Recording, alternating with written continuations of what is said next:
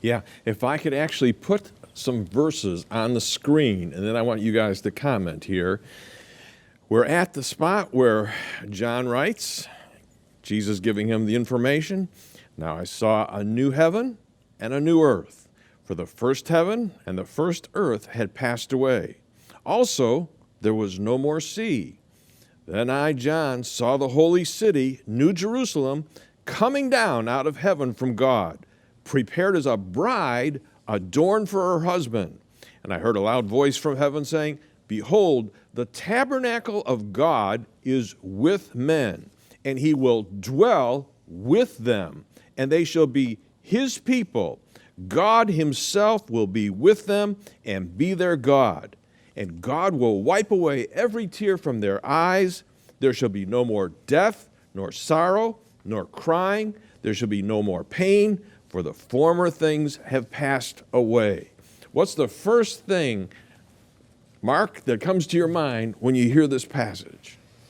Well, I mean, it tells us some of the things that are going to be there, but it's also often been described as the place of no mores.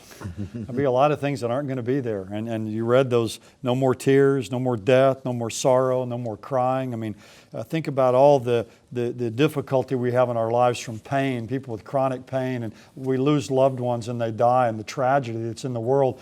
It's going to be as wonderful for the things that aren't there, for the things that are there. But the thing that really will make ultimately heaven heaven will be the fact that the Lord is there, that we're going to see him face to face, and it's going to be filled with the glory of the Lord. That's what will really make heaven heaven. Yeah. The thing that strikes me about it is that it's a grand reversal.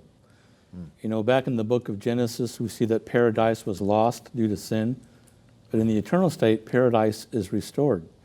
Back in Genesis, when sin took place, mankind was barred from the tree of life. But once we're in heaven, once we're in the New Jerusalem, we are restored to the tree of life. Back in the book of Genesis, after man sinned, man's bodies died, and there was death and mourning and pain. But in the eternal state, there is no more death or pain. And back in Genesis, Satan was very active. But you know what? In the eternal state, he's going to be eternally quarantined, never again to show his ugly face.